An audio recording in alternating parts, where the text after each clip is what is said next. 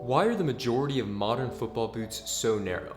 Well, if you've ever struggled to find boots that fit you, you may have asked yourself this question. And the answer is a little bit longer than you may think. But that's exactly what we're going to be discussing in this video, so stick around because I'll also explain what some of the best options for you are if you have wider fitting feet. Now, to get a better understanding of why football boots tend to run pretty narrow, we need to get a historical perspective on shoes in general. So most shoes have actually tended to have a pretty narrow toe box and slim fit for centuries. And this is due to multiple reasons, including aesthetics as well as continuity. Because believe it or not, hundreds of years ago, wearing narrow and really tapered shoes actually symbolized that you were a wealthy citizen. And overall, having that clean pointed toe box was seen as a high status symbol. So it's inevitable that that same thinking carried over into athletic shoes when they were first invented as well. Now, the first ever designated football boot came about in 1526 from King Henry VIII in England, but it was a really simple shoe. It was essentially just a leather model with some screws bolted in just for a little bit more traction. But I think that you could comfortably say that the first successful mass market football boot was the Copa Mundial in 1979. But that was over 50 years ago, and over the past few decades, we've seen football boots evolve more and more. And as far as modern boots are concerned, although the feature sets and the upper materials have developed a lot over the past few years, they still have a pretty narrow silhouette overall. If you look at boots like the Vapor 15, the Phantom GX from Nike, as well as the Puma Ultra Ultimate, you still see that really narrowed, pointed toe box. And even wider fitting boots like the Furon V7 from New Balance, as well as the Adidas Predator Accuracy, still generally have a pretty snug fit throughout. So the question is, why are boots designed like this in the first place? Now, there are actually a few good reasons why brands want to design football boots that are compact, slim, and offer a relatively tight fit. The first off being pretty obvious, and that's lighter weight, because if you have a slimmer and more streamlined football boot, it's going to use less materials and it's going to offer a little bit of a weight savings. Football boot companies will also market that their boots are going to give you more control and stability as well. But most importantly, what brands will tell you, and the general guidance as to why boots have to be so narrow, is because of responsiveness. Now, I would say this is partially correct, because you do want your football boots to be very responsive. And what I mean by that is you don't want to have a lot of extra space in the toe box of your boot or throughout the midfoot where your foot is going to be sliding around. Because if your foot's sliding around, you're not going to have great contact with the ground, and you're not going to have great contact with the ball. Now, football brands have realized this, and they want to make sure that there's as little space as possible between your foot and the boot. And while I think these companies' intentions are for the most part good, the execution could be better on this. And that brings me to a slight issue I have with a lot of football boots these days, and that's that their design doesn't accurately represent the shape of the human foot. And that's because if you ever actually look at your feet when you're barefoot or you're just wearing socks, you'll notice the widest part of your foot is actually across the toes. But if you look at a pair of football boots, you'll notice that they're actually widest across the midfoot near the balls of your feet. And then at the toe box, they taper quite dramatically, which means inevitably your toes are going to be squished together.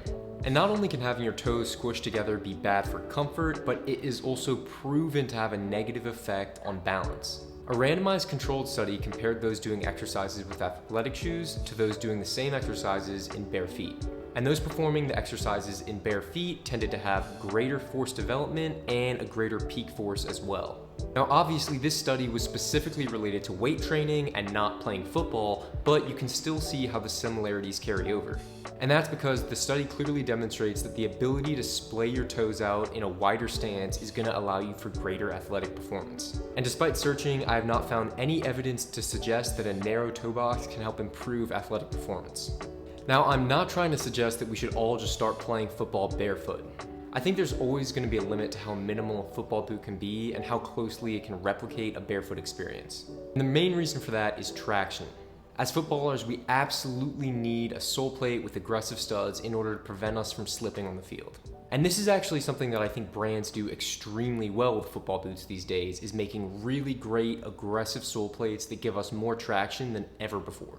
I think from an athletic standpoint, the sharp bladed chevrons from brands like Nike, Adidas, Puma, New Balance, they're some of the best and highest tech sole plates we've ever had on offer. But despite sole plate tech advancing, we haven't really seen a new innovation to the shape of the upper in quite some time. And I think brands should be focusing most on changes that could help the athlete. And I think in this case, it could be a more anatomically shaped boot that's a little bit wider across the toe box. Now, some people might be concerned that having a wider toe box in a football boot is going to make them less responsive, you're going to have more dead space in the boot, but I actually would disagree with this. Because a football boot with a wider toe box would simply allow your foot to spread out over time, and although there may be a slight adjustment period, over the process of wearing them for a few weeks, your toes would definitely fill up that space, and you would get the same responsiveness as you would from a narrower fitting boot, and you'd also have the benefits of greater balance and improved power production as well. Now, there are actually some shoe companies focusing on making more minimal, wide toe box shoes for athletes. And over the past 1 to 2 years, these minimal or barefoot style shoes have actually really blown up. Companies like Vivo Barefoot, as well as Fieldgrounds and Tolos that I have here, make minimal shoes for everyday use as well as for athletic wear. Now, these are my pair of Tolos, and one time I actually did play street soccer with these, and I felt that they were great. I felt a lot of responsiveness. It almost felt like I was playing barefoot, a similar sensation when I was juggling the ball. I just felt that great contact with the top of my foot, but these actually have a decent amount of traction for street surfaces as well. And I think it'll be interesting to see over the coming years if this kind of wider, minimal design is going to infiltrate its way into the football boot world. Now, I still want to say, despite everything I've said, I have a lot of appreciation for modern football boots. Even though Nike does tend to make some of the slimmest boots on the market, I still love my Tiempos and I still love my Premiers. And there are some solid wide foot boots that you can actually buy on the market right now. The brand I'd probably recommend most is New Balance because their base model is pretty wide fitting itself, but if you have particularly wide feet, they have a special wide variation on all models of their football boots. I have the wide variation of the 442 V2 Pro, and it's been working great for me the past few weeks. But the reason I'm making this video is because I actually do want the football boot world to improve over time, and I want them to make developments that are going to be the best for athletes and the best for the sport. And I think that this would be better than just doing minor feature changes every year. So let me know what you think about the state of current football boots and whether or not there should be any changes down the line. Also, if you have gotten the chance to try more minimal footwear recently, let me know what you think. And that's going to do it for today. Thank you for watching, and I will see you in the next video.